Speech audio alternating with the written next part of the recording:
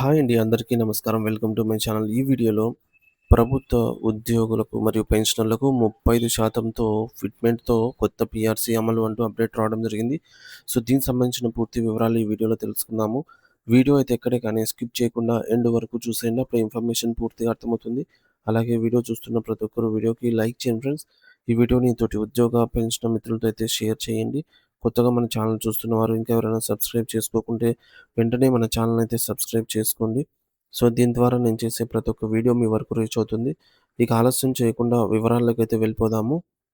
Friends, ఇక విషయానికొచ్చినట్లయితే ఆంధ్రప్రదేశ్ రాష్ట్రంలోని లక్షలాది మంది ప్రభుత్వ ఉద్యోగులు మరియు పెన్షనర్లు ఇప్పుడు ఎంతో ఆసక్తిగా ఎదురుచూస్తున్న 12వ వేతన సవరణ సంఘం మరియు కొత్త బేసిక్ పే లెక్కల గురించి ప్రస్తుతం రాష్ట్ర వ్యాప్తంగా ఒక లోతైన చర్చ జరుగుతోంది. అసలు ప్రస్తుతం ఉద్యోగ వర్గాల్లో ఈ పీఆర్సీ గురించి ఇంతటి ఉత్కంఠత ఎందుకు నెలకొంది అంటే, గత వేతన సవరణ జరిగి చాలా కాలం కావస్తోంది.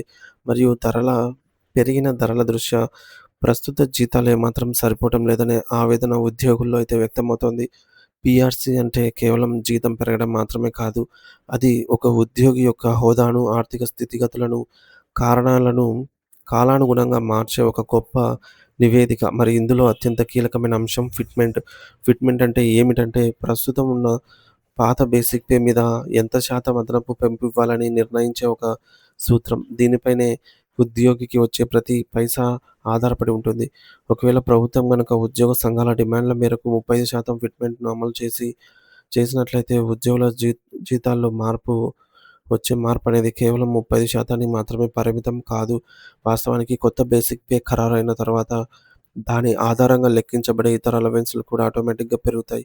అంటే ఒక ఉద్యోగికి వచ్చే మొత్తం గ్రాస్ సాలరీలో దాదాపు 40% నుంచి 55% వరకు భారీ పెరుగుదల కనిపించే అవకాశం ఉంటుంది. ఎందుకంటే కొత్త బేసిక్ పే పెరిగినప్పుడు దానికి అనుబంధంగా ఉండేటటువంటి కరువు భత్యం, డీఏ, ఇంటి అద్దె భత్యం, హెచ్ఆర్ఏ మరియు ఇతర చిన్న చిన్న అలవెన్స్‌లు కూడా కొత్త బేసిక్ పే పైనే లెక్కించబడతాయి. మరి దీనివల్ల జీతంలో ఒక రకమైనటువంటి మల్టిప్లైర్ ఎఫెక్ట్ అనేది కనిపిస్తుంది. దీన్ని మనం కొన్ని సరళమైన ఉదాహరణలతో పరిశీలిస్తే పరిస్థితి ఎంత మెరుగుపడుతుందో అర్థమవుతుంది. ఉదాహరణకు, ఒక సీనియర్ ఉద్యోగి యొక్క పాత బేసిక్ పే వచ్చేసి రూ. 20,000 ఉందనుకుందాము. మరి ఇప్పుడు ప్రభుత్వం 35% ఫిట్‌మెంట్ ఇస్తే ఆ బేసిక్ పే నేరుగా రూ. 27,000కు చేరుతుంది. పాత బేసిక్ మీద అన్ని కలుపుకొని గతంలో రూ. 30,000 జీతం పొందుతున్నటువంటి ఆ ఉద్యోగికి కొత్త పీఆర్సీ అమలైన తర్వాత డీఏ మరియు హెచ్ఆర్ఏలు కూడా పెరిగి బేసిక్ పే 27,000 మీద లెక్కించబడతాయి. కాబట్టి వారి మొత్తం జీతం రూ. 40,000 మార్కును సులభంగా దాటిపోతుంది. అంటే ఇక్కడ కేవలం బేసిక్ పే మాత్రమే కాదు, చేతికి వచ్చే సొమ్ము కూడా భారీగా పెరుగుతుంది.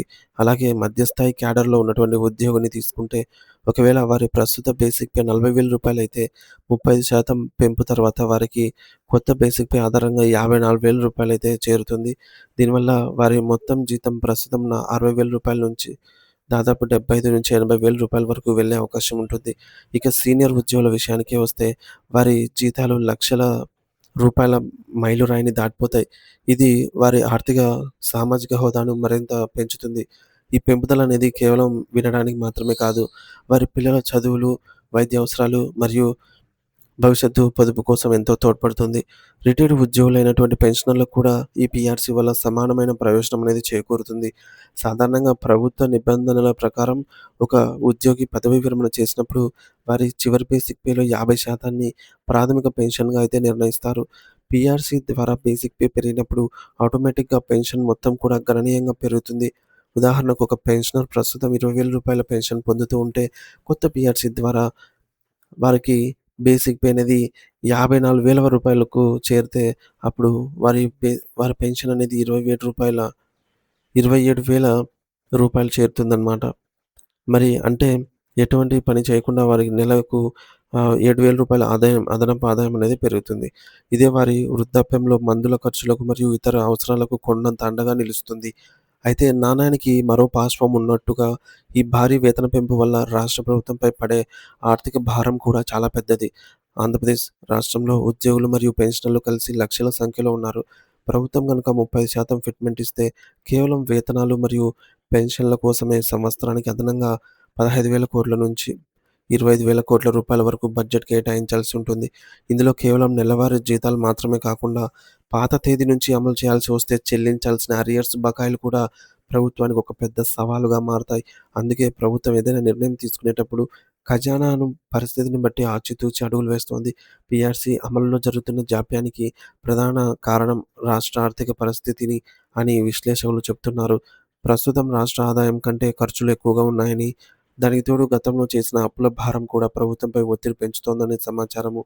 ప్రభుత్వం ఇప్పటికే అనేక సంక్షేమ పథకాలపై భారీగా నిధులను వెచ్చిస్తోంది.